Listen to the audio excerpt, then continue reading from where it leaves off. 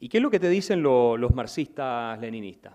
Como los comunistas que gobernaron con Boric todos estos 4 años. Porque fíjense ustedes lo increíble. Nosotros tenemos un partido que estuvo en el gobierno 4 años, que ha estado en política 4 años, que declara ser marxista-leninista en su declaración de principio. Yo quiero leerles a ustedes lo que significa ser marxista-leninista en un par de frases que yo tengo en el libro. Algunas las encontré en documentos en alemán, que no los encontré disponibles ni en inglés ni en español, deben existir, pero yo no los pude encontrar. Para que ustedes se hagan una idea de lo que es el marxismo-leninismo, ¿no? ¿Qué dice Marx, por ejemplo, sobre los derechos humanos? Tiene un ensayo sobre este tema. Cuando el ensayo sobre la cuestión judía habla de esto. Marx dice que ninguno de los llamados derechos humanos va más allá del hombre egoísta, del hombre como miembro de la sociedad burguesa. Él rechaza los derechos humanos porque son parte de la superestructura ideológica para defender, ¿cierto?, la propiedad y otras cosas del sistema capitalista que al final permite al capitalista explotar a los demás, ¿no? O sea, Marx no cree en los derechos humanos, los rechaza expresamente. ¿Y por qué vemos a todos los marxistas hablando de derechos humanos? ¿Se han dado cuenta? Y que supuestamente nosotros, los que no somos marxistas, somos los malos porque no nos preocupamos de los derechos humanos. Y cada vez que sale un policía y aprieta a un delincuente, bueno, ellos hablan de los derechos humanos. Pero si el policía lo queman vivo, nadie dice nada, ¿no? De Venezuela no decir nada. De Cuba, están felices con Cuba. Donde hay 100.000 muertos, se calcula, producto de la dictadura cubana, si uno suma todo. Derechos humanos no existen, ¿verdad? Entonces, ¿por qué hablan los comunistas, los marxistas de derechos humanos? Bueno, porque ellos no creen en los derechos humanos, o sea, los utilizan como concepto en la medida en que avanza su agenda revolucionaria y de poder, nada más. Por eso cuando ellos llegan a tener las armas y el control del poder total, aplastan todos los derechos humanos, no les importa, ¿sí o no? Es así en todas partes. Entonces, retóricamente nos ganan porque se ponen ellos del lado de parecer los buenos cuando en realidad son los malos. Ellos son los malos. Después, ¿qué dicen Marx y Engels? Esto está en el Manifiesto Comunista. Dicen que es necesaria una revolución abierta en que el proletariado, derrocando por la violencia, la burguesía implanta su dominación. Violencia. Esta es la gente que dice que los criminales y fascistas somos nosotros. Los que explícitamente adhieren a una ideología que niega los derechos humanos, que abraza la violencia para derrocar el orden existente, eliminando a la burguesía físicamente, o sea, exterminando todo un grupo humano. ¿Verdad? Y este partido lo tenemos. O sea, esta ideología es popular en Argentina, en todas partes. El marxismo lo enseñan en todas las universidades. Nadie se escandaliza con esto. Cambien el tema de la clase por el tema de la raza. Pongan raza. Ya, es un escándalo. Pero con la clase no pasa nada. ¿Cierto? ¿Qué dicen también Marx y Engels? Los comunistas proclaman que sus objetivos solo pueden ser alcanzados derrocando por la violencia todo el orden social existente.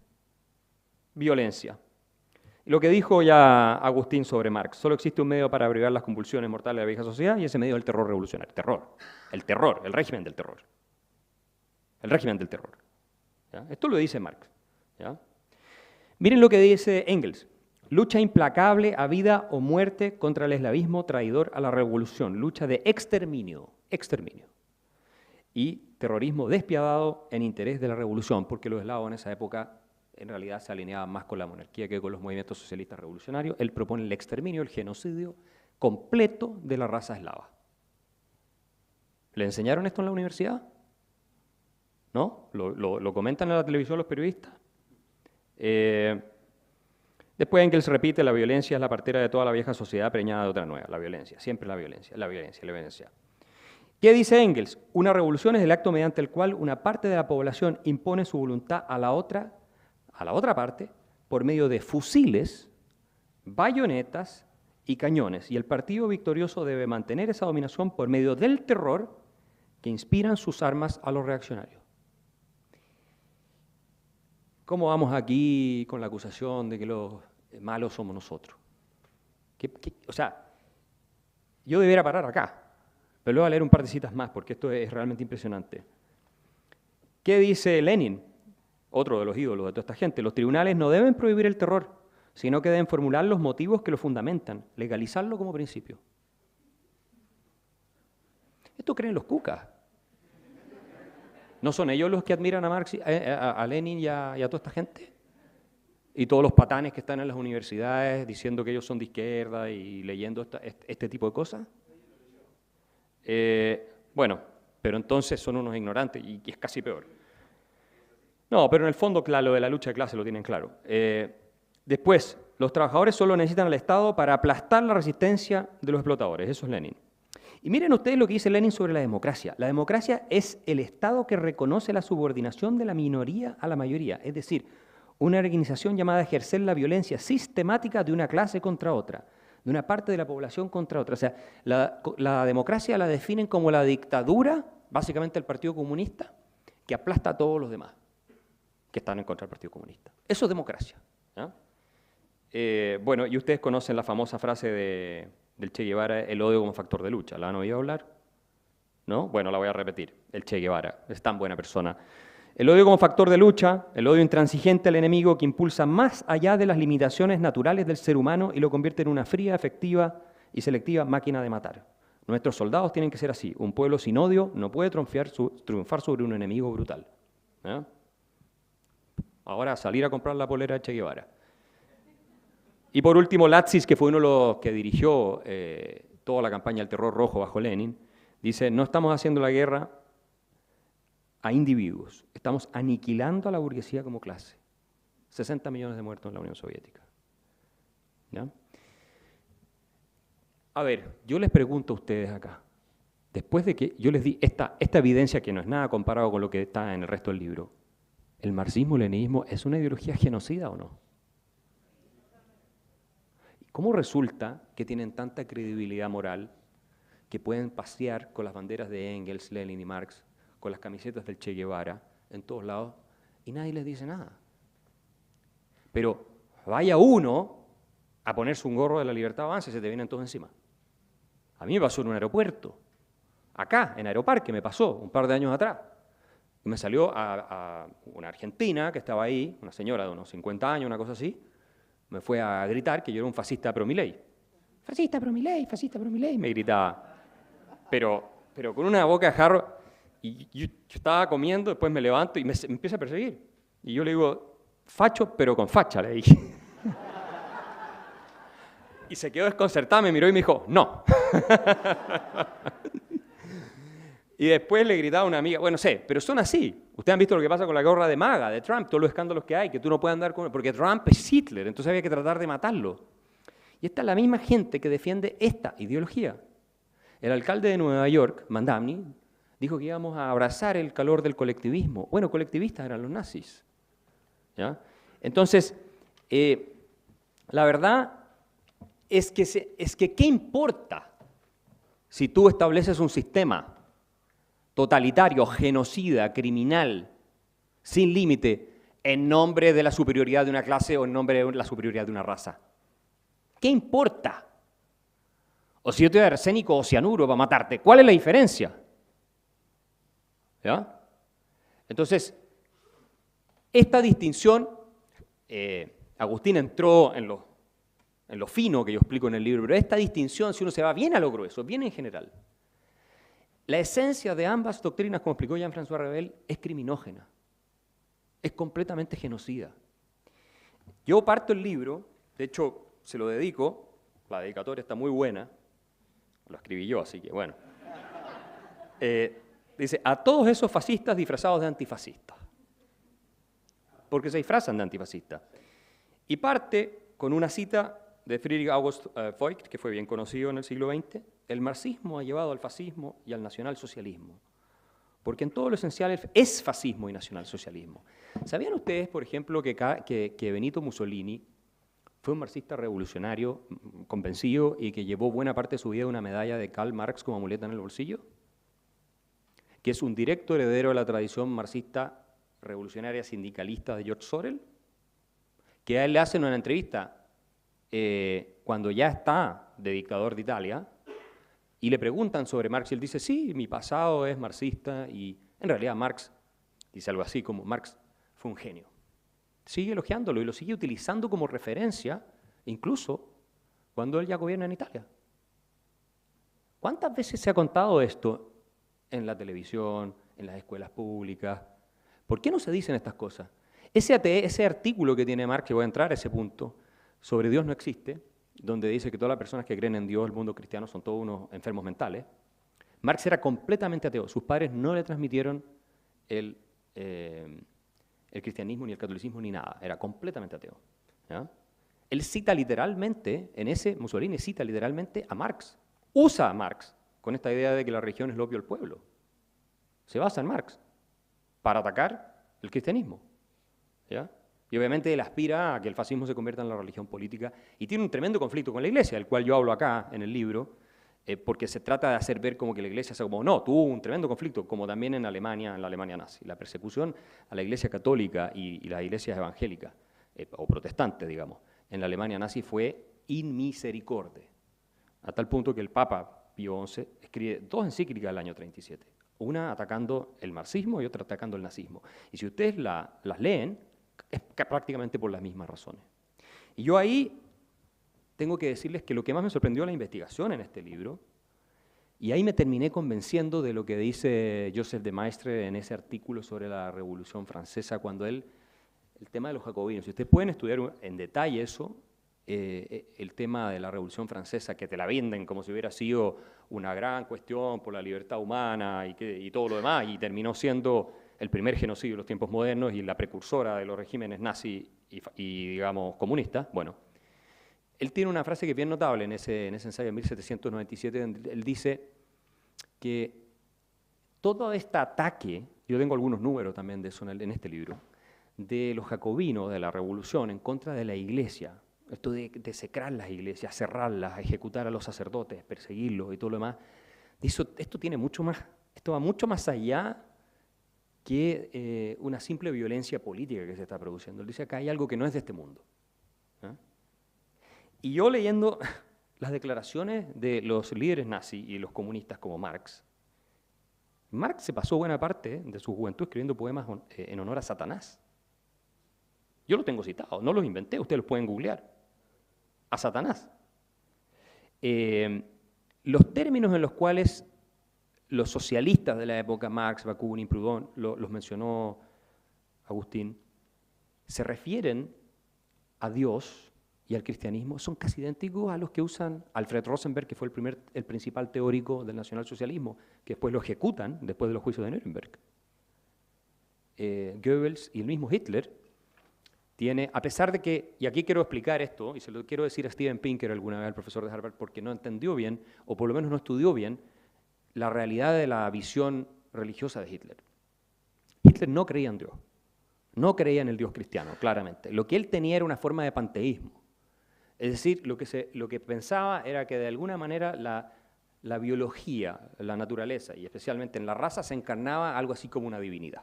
¿Ya? Y esta es una de las críticas que hace Pío XI en su encíclica Mit brennender Sorge, que le pone un título en alemán, donde ataca a los nazis. ¿Ya? Y sí es cierto que Hitler citó a Dios algunas veces o varias veces porque estaba en un país de gente cristiana. Entonces, acuérdense usted que los nazis llegaron democráticamente al poder y buscaban legitimidad todo el tiempo. Entonces, en esa obsesión de buscar legitimidad, sí hablaba de Dios y eso. Pero Hitler era completamente contrario al cristianismo, lo consideraba una religión. Los nazis en general consideraban que el cristianismo era una religión de esclavos, una religión que te debilitaba, que al estimular toda esta empatía te impedían afirmarte en los valores de la raza superior que tiene que dominar y, si es necesario, exterminar las otras. Obviamente, ¿qué puede haber más contrario al nazismo que el cristianismo? ¿Ya? Pero lo mismo pasa con el comunismo. Una de las razones por las cuales Marx y Engels se van tan en contra de la religión cristiana y llegan a decir que es el principal enemigo es porque la ética cristiana, ¿cierto?, del amor al prójimo, por un lado, hace imposible que tú quieras exterminar a toda una clase y hacer una revolución violenta, ¿no? Y todo este terror, que es lo mismo por lo cual los jacobinos también se van en contra, en este caso en la Francia católica. Pero otra, que es muy relevante, tanto para nazis como comunistas la comparten, es que el cristianismo te plantea que, por decirlo así, el paraíso, o el cielo, o la recompensa está en el más allá. Los nazis y los marxistas te dicen que es acá, que ellos lo pueden construir acá, a lo que señalaba Agustín. ¿Ya? Entonces, ¿por qué es el opio del pueblo? Porque claro, Marx dice, adormece todas las pulsiones revolucionarias esta idea de que, bueno, esto es un valle de lágrimas, es difícil, hay que aceptar, pero la recompensa está en el más allá. Entonces, ¿qué hacen Marx y Engels? Y Lenin, por lo demás. Nosotros te podemos construir el paraíso acá. La cita que decía Agustín recién sobre de Trotsky, donde dice que la sociedad comunista el ciudadano promedio va a ser de la altura intelectual de un Aristóteles, te habla del delirio, de la locura, yo tengo muchas más cosas acá, a la que llegaron estos sujetos, tanto comunistas como nazis. ¿Ya?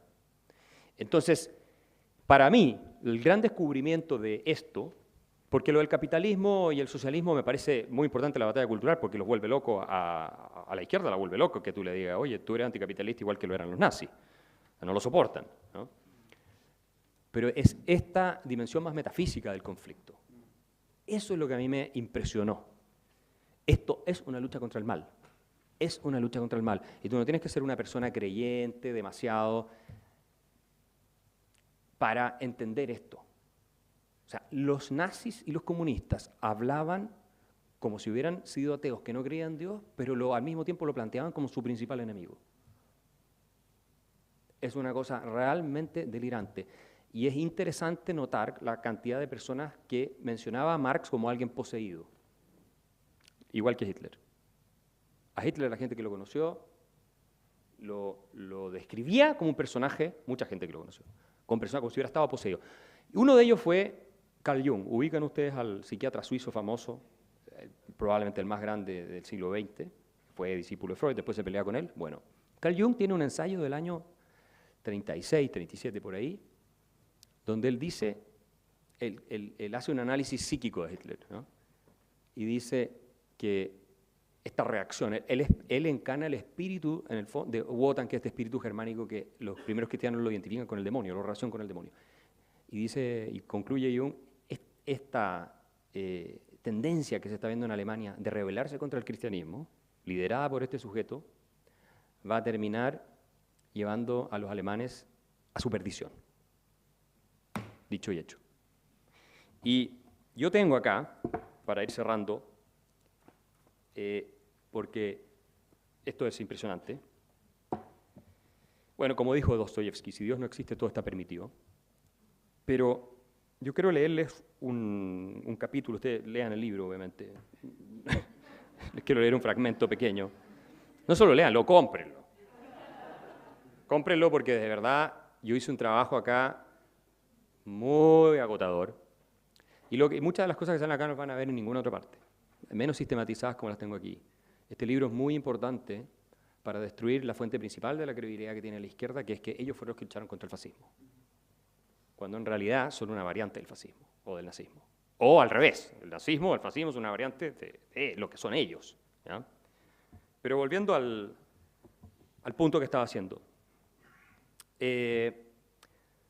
Primero, Alexander Solzhenitsyn, ¿lo ubican? El que fue premio Nobel de Literatura ruso, que sobrevivió al Gulag, que escribió el libro Archipiélago Gulag, uno de los grandes intelectuales del siglo XX.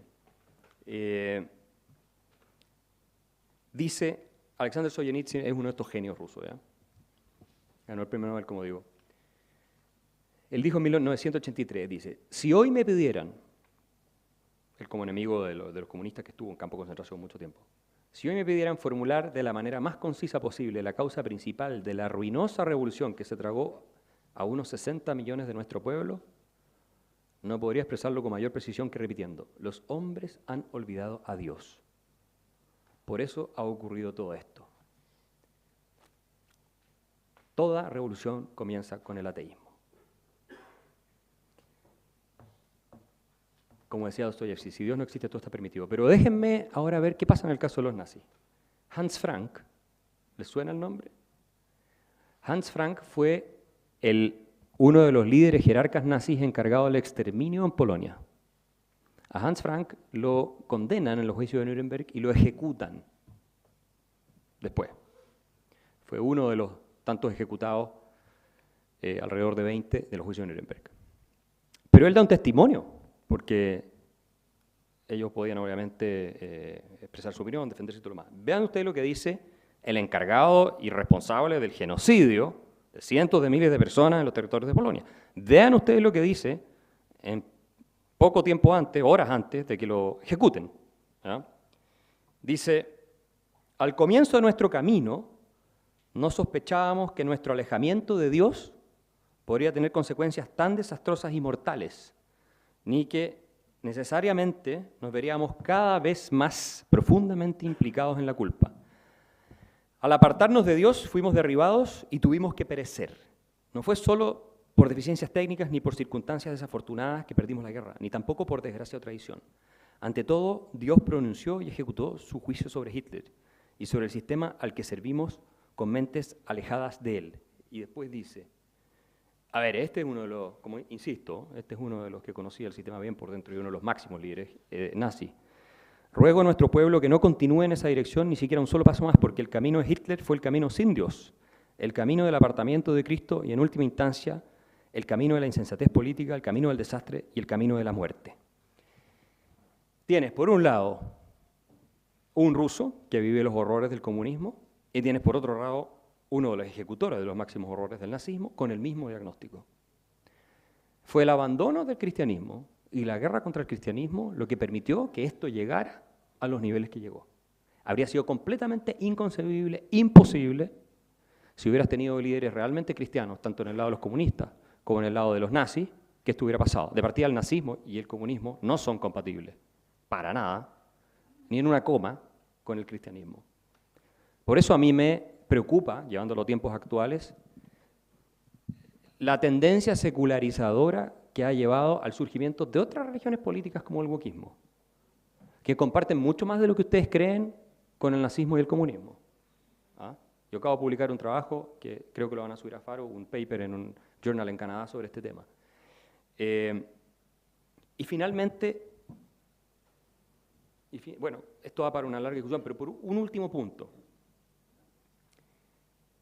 Por estos antisemitas que se sienten como cercanos a, o católicos, conservadores que son como antisemitas y se sienten medio cercanos a esta cosa media nacionalista irracional, digamos, o política, que están surgiendo, ¿no? Están surgiendo por otros lados y se dicen ser de derecha y todo.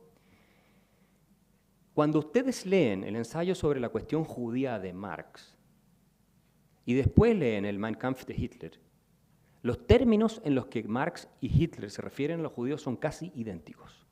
Es como si Hitler hubiera plagiado a Marx. Entonces, el desprecio, a pesar de decir, pero que Marx era judío. No, sí, pero Marx, su padre se convirtió al protestantismo, Marx fue bautizado también luterano y despreciaba profundamente a los judíos por su amor al dinero, por la corrupción que hacen de la sociedad con todo su cálculo egoísta, por la destrucción de los lazos de la solidaridad, etcétera, etcétera, etcétera. Lo mismo que dice Hitler en el Mein Kampf, es exactamente lo mismo. Esta cosa antisemita está en el ADN de la izquierda marxista. Y no es casualidad que no haya absolutamente ningún matiz cuando se trata de Israel y la guerra contra Irán o la guerra contra Hamas y todo lo demás, que se crucifique sin pensar ni un segundo a Israel como si ellos fueran el mal absoluto, y no digo que no haya discusión que tener, pero como si fueran el mal absoluto y los otros las pobres víctimas, y después cuando el ayatollah ejecuta 30.000 personas en 2 semanas, nadie dice nada. Entonces cuidado, porque se están alineando con los que en el pasado fueron los amigos del demonio, y no lo digo en términos como sacerdote evangélico, lo digo en términos realmente políticos y en términos, si ustedes quieren, filosóficos. El racismo fue de la esencia del marxismo, leninismo. Marx y Engels eran unos racistas sin remedio y de hecho eran partidarios de la esclavitud de los negros en Estados Unidos y cosas de ese estilo. ¿Ah? Están todos los antecedentes en este libro. Nazi-comunismo. ¿Por qué marxista, leninista y nazi-fascista son gemelos ideológicos? De verdad, cómprenlo y difúndanlo, para que este trabajo haya valido la pena. Los autores no vivimos mucho los libros. Créanme que los derechos de autor no son tan jugosos como algunos sospechan, pero vivimos de hacer un cambio para bien. Y esto es un game changer, un cambio en las reglas del juego si logramos que más gente empiece a darse cuenta de la verdad y a plantearle a la izquierda, sin ningún complejo, que los verdaderos fascistas son ellos. Muchas gracias.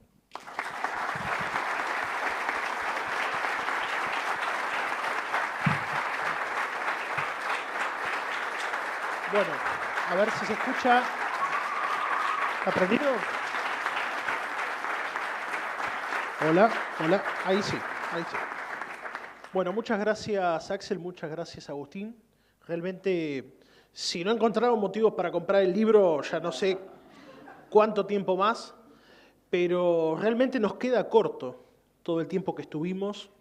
Voy a resignar mis preguntas para pasar a las del público y voy a seleccionar en principio una de la derecha y otra de la no derecha. Así que bueno, necesito por favor que levante la mano a alguien de acá, así le pasamos el micrófono. Adelante. Que sean cortas, por favor. Síntesis inicial. ¿Cómo están? No, volviendo a esto que se hablaba mucho de esta nueva ola capaz de antisemitismo católico que hay y que buscan en cierta forma reivindicar, ¿no?, a Hitler por su odio a los judíos y demás. Ustedes que son referentes de la derecha y además católicos, siento que no hay una bajada de línea clara, porque es decir, la Iglesia Católica en el 65 desprecia el antisemitismo y declara que eso está mal. Y siento que el mensaje de nuestra parte, de la batalla cultural, no está claro, no está unificado a la hora para salir a desmentir a esos falsos católicos antisemitas. ¿Cómo podemos ordenarnos para pelear contra eso? Muchas gracias. Mira, hay un montón de gente a la que nunca vas a poder convencer y que está fuera de nuestro poder cambiar, ¿no? Pero esto es siempre digo yo, los debates no son para convencer a tu adversario, es para convencer al público. Entonces eso es lo primero. Lo segundo es hacer ver cada vez más la verdad histórica y la verdad filosófica de estos temas. Fíjate que las SS, las tropas de élite alemanas, dirigidas por Himmler, por Heinrich Himmler, que probablemente fue el más criminal de todos, y la competencia era bien dura, tuvieron una división completa de musulmanes. La gente no sabe esto, pero tuvieron una división, y el gran mufti de Jerusalén, que es un musulmán árabe, se reúne con Hitler en los 40, principios de los 40, y Hitler le encomienda a él dirigir esas tropas de élite musulmanas que va reclutando en Bosnia, en otras partes. Y el gran mufti de Jerusalén es una persona que se encarga también de bloquear las vías de escape, porque la teoría de él, la tesis de él, era que había que exterminar por completo al pueblo judío. Totalmente. Igual que los nazis. ¿Ya? Entonces, ¿qué ocurre? Hoy día tú ves el mundo islámico asociado con la izquierda, que es una cosa increíble. Tony Blair acaba de sacar, no sé si lo vieron, una declaración donde él dice: tenemos que terminar esta sociedad impura, no sé cuál fue el término que usó, no me acuerdo, entre la izquierda y el islamismo. La izquierda hoy lo que está buscando es destruir Occidente, tal como lo hicieron antes con estos movimientos. Quieren destruir Occidente y parte de eso pasa por invadir, lleno de musulmanes, nuestra civilización. Los musulmanes no son compatibles con nuestra cultura, salvo los muy moderados que los hay, qué sé yo, pero en general no lo son. Miren cómo está Europa. Entonces es una sola cosa. Tienes a la izquierda, que además es woke y los trans y todo lo demás, asociado con el Islam, que es para destruir Occidente por el enemigo común, y además ahora, y Occidente también es Israel, y además ahora se le suman católicos, que no les gusta que haya los musulmanes, pero además están atacando la punta de lanza occidental, que es lo que está en Medio Oriente, que es el único país que es Israel, y que es aliado estratégico de Estados Unidos y de muchos países en Occidente por temas de armamento, geopolítica y un montón de cosas. Entonces, nosotros tenemos que combatir eso. A mi modo de ver, lo que estamos enfrentando hoy es más complicado que en tiempos de la Guerra Fría. Porque no solo tiene una potencia con armas nucleares como China y otras más, que con Rusia, etcétera, podría llegar a ocurrir algo de conflicto con ellos, que escale, sino que nosotros tenemos el enemigo interno ahora. Está dentro. O sea, nosotros antes estábamos más o menos unidos. Los demócratas, en tiempos de la Guerra Fría, salvo un par de excepciones, no era gente que estuviera aplaudiendo el marxismo. Y ahora tú tienes a la élite, buena parte de la élite, toda la élite casi de izquierda, aplaudiendo versiones del marxismo que lo que apuntan es a la destrucción de nuestra civilización. Entonces, es muy complejo lo que estamos viviendo. Hay gente que Europa la da por perdida y en 20, 30 años más se acabó. Hay un informe que salió del Departamento de Estado recién en Estados Unidos si era viable seguir la alianza a la OTAN y un montón de cosas en décadas más, porque ¿qué vas a hacer tú con países musulmanes, digamos, que no tienen nada que ver con lo que son sus orígenes cristianos? O sea, es muy complejo esto. Yo no me confundiría en este tema.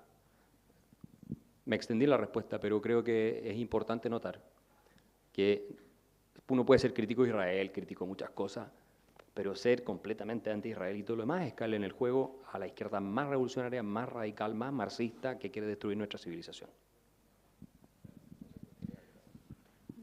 Yo agregaría que encuentro en ese fenómeno que vos marcás mucho de artificial.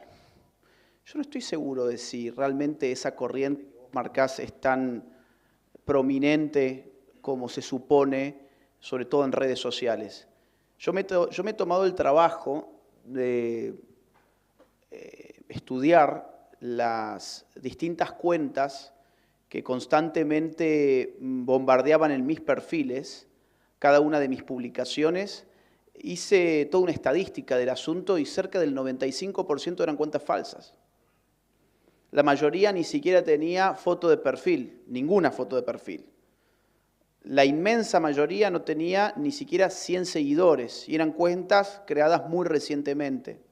Muchas otras tenían escudos o caricaturas o fotos diseñadas con IA. Te hablo desde mi experiencia personal. Esa gente yo no la veo formando estructuras políticas reales, no las veo dando vida a movimientos políticos reales, sí los trotskistas, pero de la derecha neonazi, para mí siempre fueron muy poquitos. En todo caso, ahora, posiblemente, tengan, por ejemplo, un buen centro de trolls, tengan financiamiento, hay que ver de dónde le viene.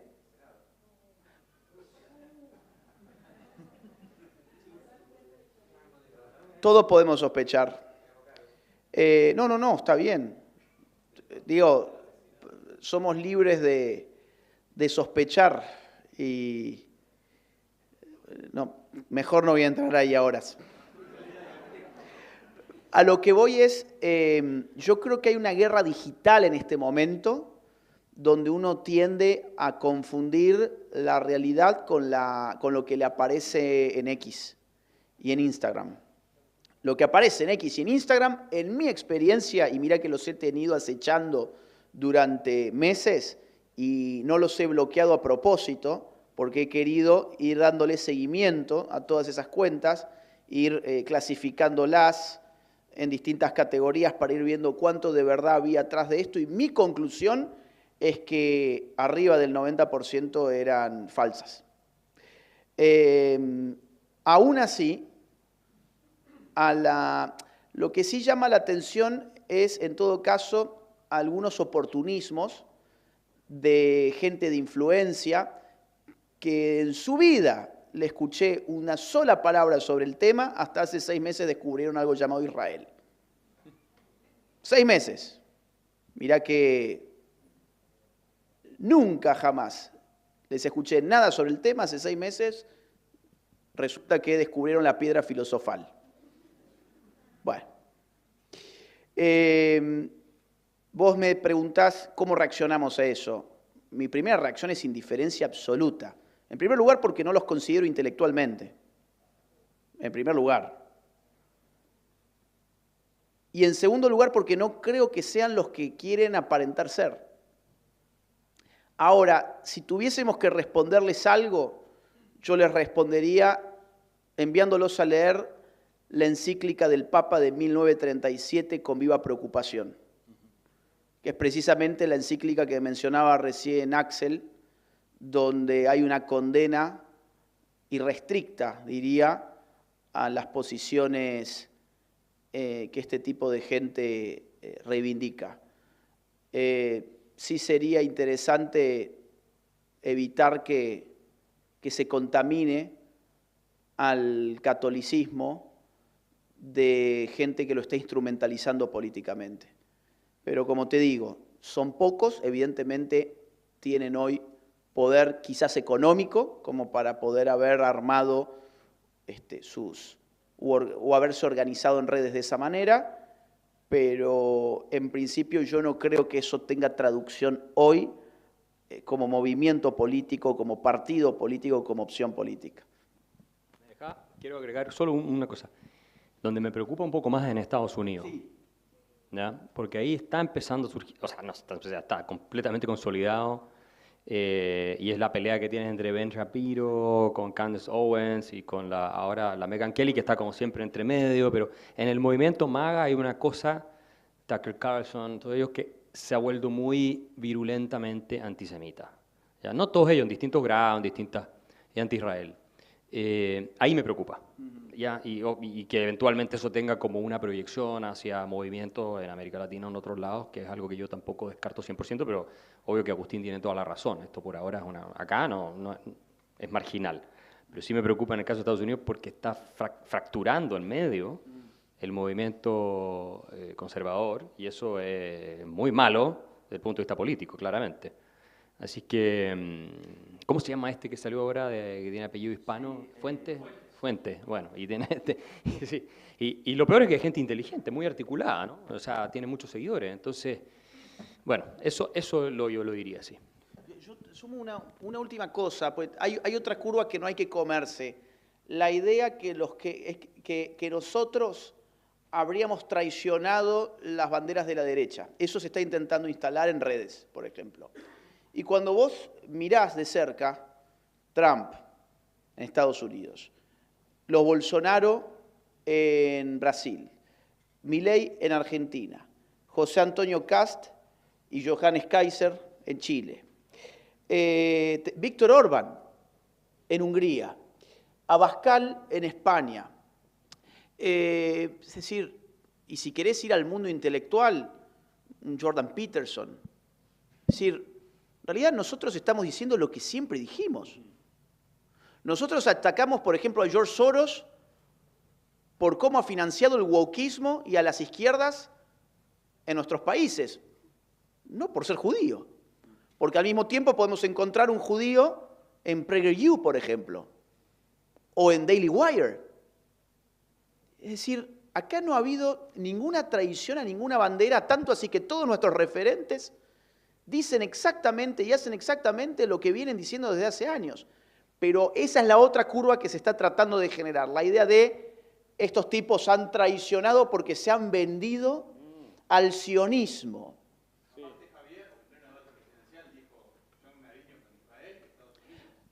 Por supuesto, y perdón, Donald Trump también. Y Bolsonaro también. Y Abascal lo dice desde que empezó Vox.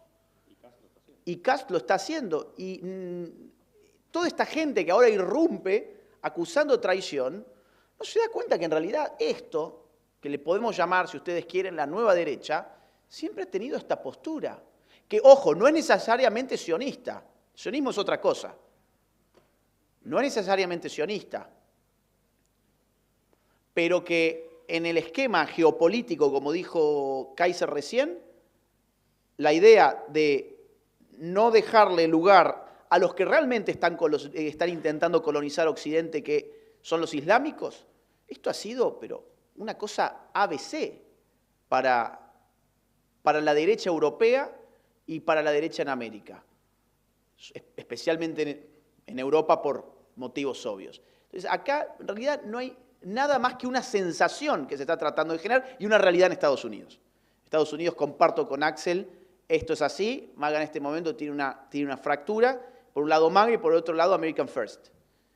Bueno, ese es un problema que ellos tendrán que resolver.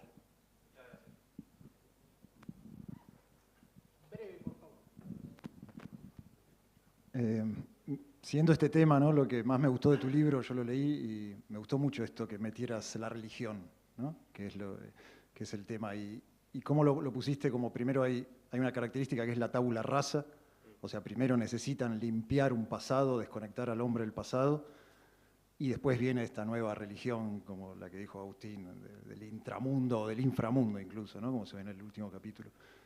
Ahora, con esto crean una religión estatal, crean una cosmovisión, y lo hacen de una manera compleja y abarcando todas las áreas de la psiquis humana, podemos decir. ¿Cómo en una batalla cultural podemos oponer solamente liberalismo, que es una filosofía de mínimos y no una religión. No podemos. No.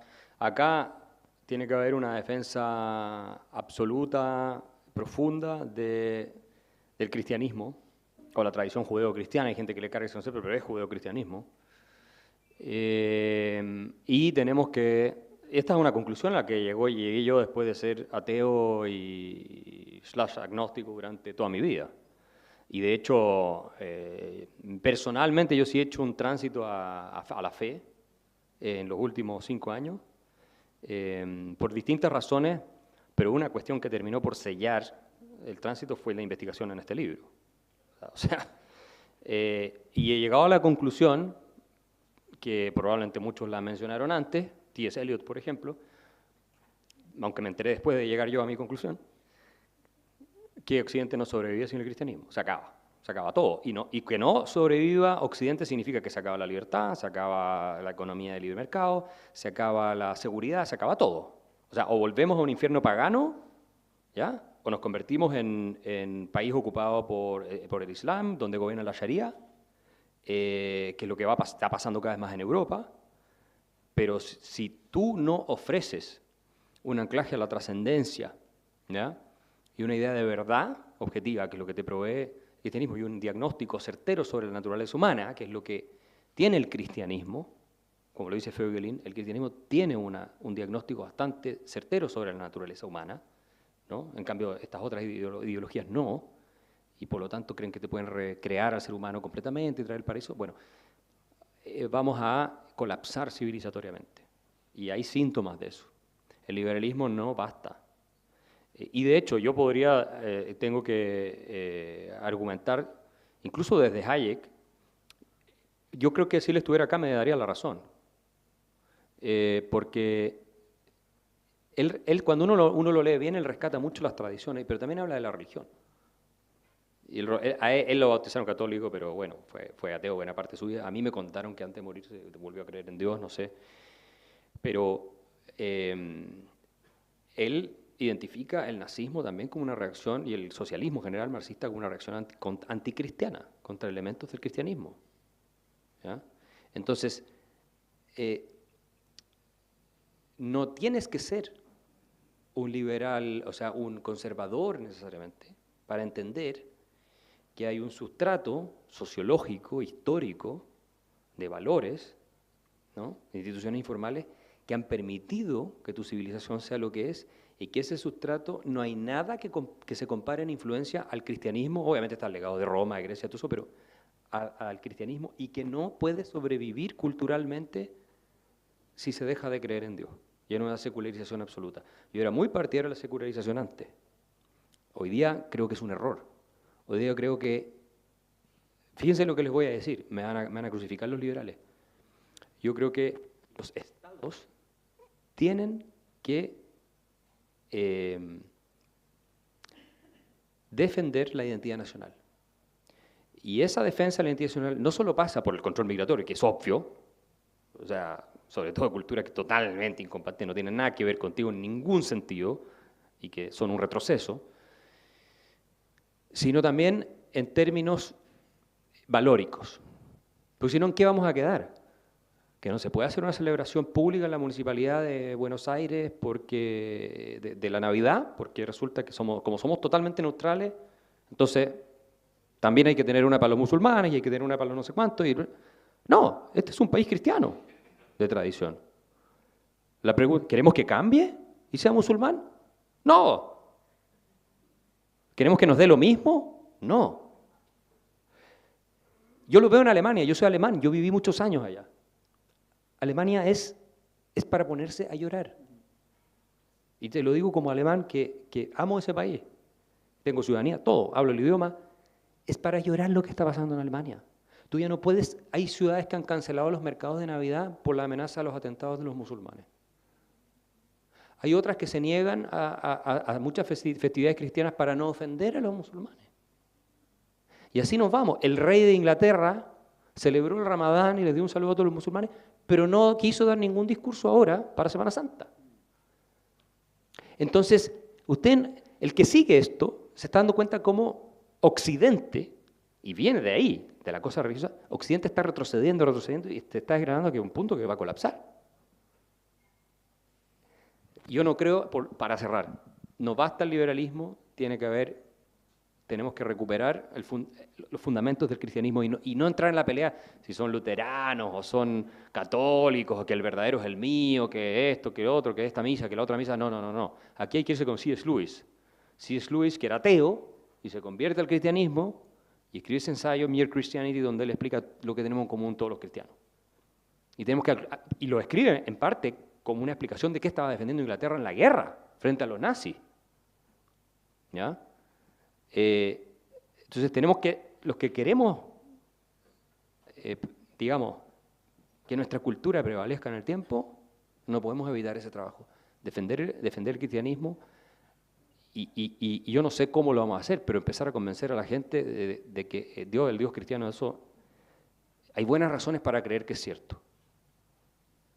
¿Ya? No vamos a estar tampoco acorralando a la gente que es atea. No, si nosotros no somos así. Pero tenemos que hacer esfuerzos por persuadir. Cuando tú te metes a estudiarlo, hay buenas razones. Yo me he metido a estudiarlo ahora. Un último dato, Charles Murray en Estados Unidos, que según mucho el científico social más importante de Estados Unidos, el tipo es un genio, acaba de sacar publicar un libro que se llama Taking Religion Seriously, donde él dice por qué él dejó de ser ateo. Y te da todos los argumentos, desde la ciencia, pasando por, no es muy largo el libro, pasando por la teología, etc. Esas cosas hay que difundirlas. Y los liberales que crean, se los digo seriamente,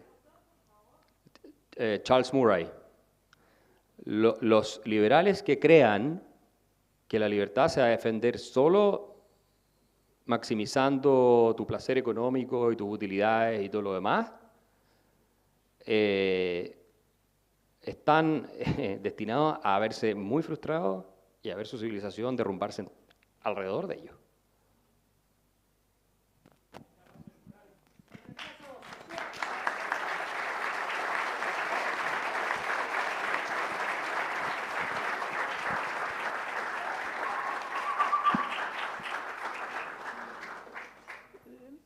Yo voy a sumar un apunte nomás porque coincido plenamente con lo que dice Axel.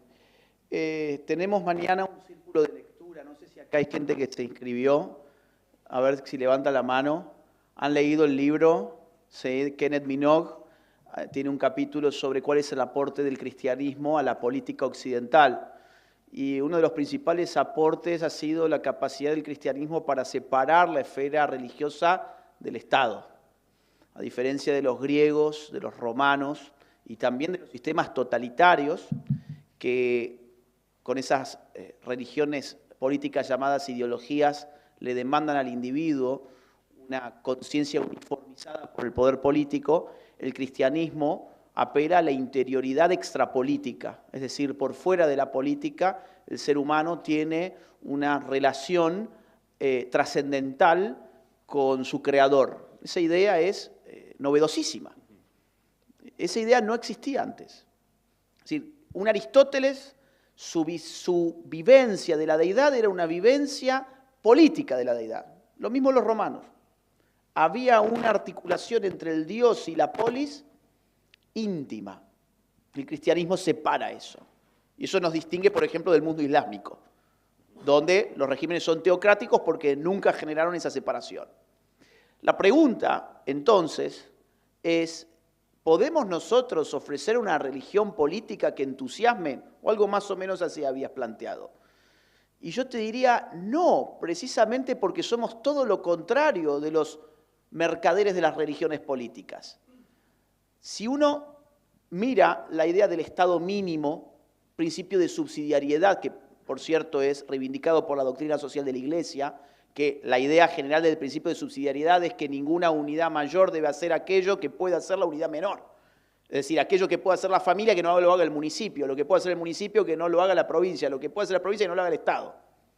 Un principio totalmente engarzable con una filosofía de Estado pequeño, como una filosofía que ponga a la persona individual en el centro y que vaya de abajo hacia arriba.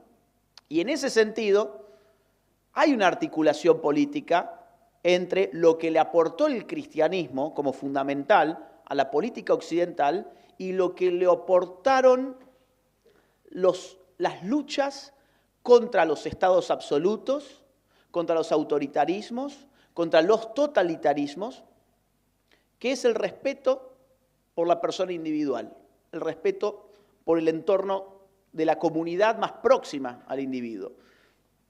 ¿Qué tenemos que hacer entonces? ¿Inventar una nueva religión política? No, restaurar.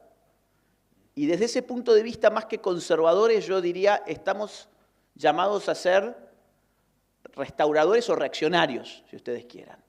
Reaccionarios, en el sentido de que estamos en contra de una revolución en ciernes que, como dice Axel Kaiser, está generando un acontecimiento último en Occidente. Y digo último porque es el momento en el que se define si seguimos siendo o si dejamos de ser.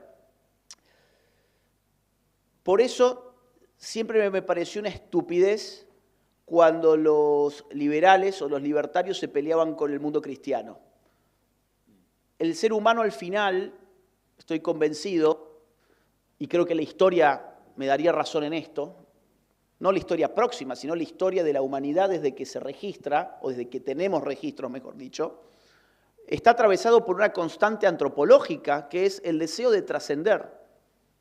El deseo de trascender es una constante de la naturaleza humana. El problema es cómo satisfacemos el deseo de trascender. Y la satisfacción de ese deseo se basa en lo que uno encuentra en la vida cuando llega. Encontrás religiones, encontrás filosofías, encontrás ideologías. Ahí está, todo disponible para que elijas. Nosotros no podemos ser vendedores de religiones políticas. Tenemos a nuestra disposición algo que ha funcionado y que le ha dado su impronta a Occidente desde hace siglos, que es el mundo cristiano. Y digo el cristianismo porque coincido una vez más con Axel, no hagamos las estupideces de remontarnos a peleas del siglo XVI y XVII. Temas de reforma, contrarreforma, eso no va más. Esas discusiones ya se dieron, ya marcaron una época, la historia se repite primero como tragedia y después como farsa, dice Marx. No hagamos la farsa de lo que fue una tragedia. Más bien, reconozcamos que hay distintas formas, en todo caso, de vivir el cristianismo. Algunos somos católicos, otros son evangélicos, protestantes, lo que fuere, y estamos de acuerdo en lo fundamental. Culturalmente estamos de acuerdo en lo fundamental y ese piso es estrictamente necesario para levantar anticuerpos en este momento que es un momento decisivo. Así que nada de religiones políticas de nuestro lado, no nos hacen falta. Tenemos una religión ya en Occidente que además es la religión de la verdad.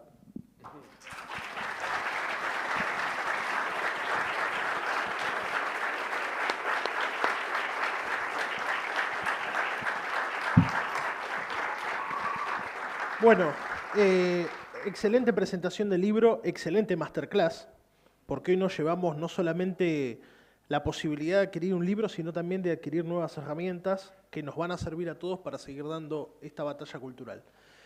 Gracias Axel, gracias Agustín, para todos ustedes, gracias también por acompañarnos el día de hoy, sobre todo también a quienes están por YouTube, allá veo la cámara.